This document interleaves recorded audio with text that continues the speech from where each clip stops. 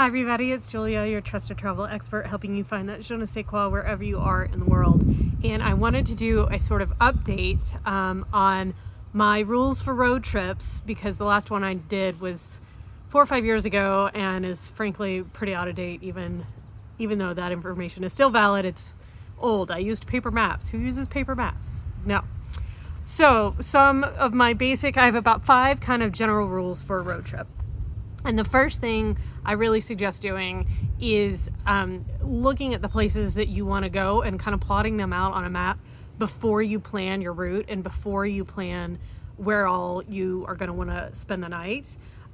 Because once you put everything on a map, you kind of see where there's maybe a cluster that would make a good day trip, or you see like, oh, these 2 places are really far apart. That might be, too far for this trip, or if that's that far apart, what can we find in between those 2 places that makes sense for a stop to break up that long of a drive.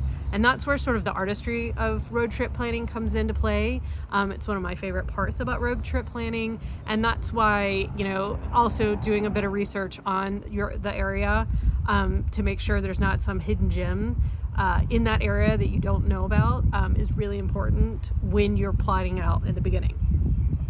Then the second big rule is really about managing your time. And this is really the other big artistry to road trips. You do not want to plan any more than 4 hours on a regular driving day. Like, I understand if to get to the place you have to drive maybe 6, or maybe a long way one day, or to get between 2 places you have one really long day, but your general driving day should never be more really than 3 or 4 hours. I really get into a good rhythm when I do long road trips by myself. I get up and I have breakfast, leisurely morning, I drive a couple hours, stop somewhere cute and have lunch. Either I stop in that cute place, have lunch, and then explore it for the rest of the day because it's such a nice, easy drive between them, or I stop somewhere cute, have lunch, get in the car for another couple hours, but then I'm in my overnight destination, before 5 p.m., before it gets dark.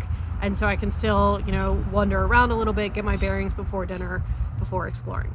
And this is the other thing about road trips, which makes them so fabulous, is that there are so many different variables in play. You could see a sign on the side of the road for some crazy attraction or historic site that you didn't realize or didn't see in your research, and you really want to stop. And so if you only have 3 or 4 hours driving planned, you have time for that flexibility. If the place you stop for at lunch ends up being way cuter and has great shops or whatever it is, and you want to explore and stay longer or go for a hike, you have a little bit of wiggle room and time if you only have 3 or 4 hours of drive time. Because also, you're gonna have to stop for gas or to go to the bathroom or all those kinds of things too. So that's the second rule, is really maximum of 4 hours, although 3 is better. The other big rule that I really, really feel strongly about on road trips is that you need to stay at least 2 or 3 nights, if possible, everywhere. Now, if it's a situation where you only have like an hour between 2 stops, fine. You can only, spend 1 night in that place. But for the most part, especially if you're driving 3 or 4 hours, if you're arriving, like I was saying, at 4 or 5 in the afternoon, you have a little bit of time to wander around before you get dinner, but then you want a full day to explore that place, maybe go to some nearby places, see all the museums it has to offer, whatever it is. You want at least 1 full day, if not 2, depending on how interesting the place you're going to is. So that's why I always recommend, whenever possible, to plan for 2 or 3 nights in each of your road trip destination stops. Now, I'm talking about road trips because I think that's what a lot of people are going to be doing this fall in the U.S. domestically.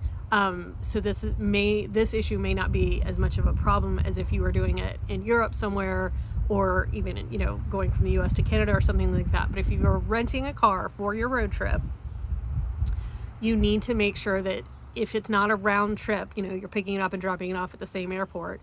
If it's not a round trip rental, then you really need to look at one-way fees. Those, sometimes you can get away without a one-way fee. Some places, especially if you're going from one busy airport to another busy airport in the same kind of state or the same area, that may not have a one-way fee, but a lot of times you can have significant one-way fees, and especially from one country to another, that's really not feasible. So if you are looking at doing any border crossing, which maybe not this summer, but if you are looking at that, you really need to try and make sure that you return the car in the same country, because cross-country drop fees are crazy. But in general, one-way drop fees is definitely something you want to look at and really kind of dig into when you're looking at rental car contracts and terms and stuff like that. The fifth thing about a road trip is you got to have good tunes. You got to already have set up, your playlists, and know, if you are renting a car, does that car have Bluetooth to connect with your phone? Most of them do these days, but these are things that you need to research, because if you're in country, you're going to be using your phone a lot for GPS, and you need the good tunes. So that's another thing with the rental cars, is you got to look at, do they have Bluetooth or something like that.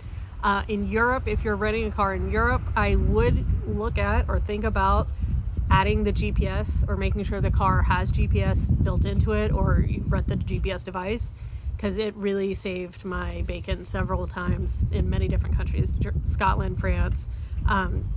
GPS can be super, super helpful. And if you're renting a car abroad or road tripping abroad, that's, you might not have the data that you have domestically. So that's one more thing. So those are sort of my rules for road trips. I hope that you found that helpful, and I hope that you are kind of noodling on some ideas for road trips for yourself and your family this summer, since we're not probably going to be flying internationally or anything anytime soon, thanks to the coronavirus. If you have any questions or want any help, please let me know. I started my career in travel doing road trips. They called them fly and drives, because people flew in from Europe and then drove around the US. So I'm very well versed in it, and I think I have a really good knack for planning them. So if you need help, let me know. That's it for this week, and I'll talk to you next week. Bye.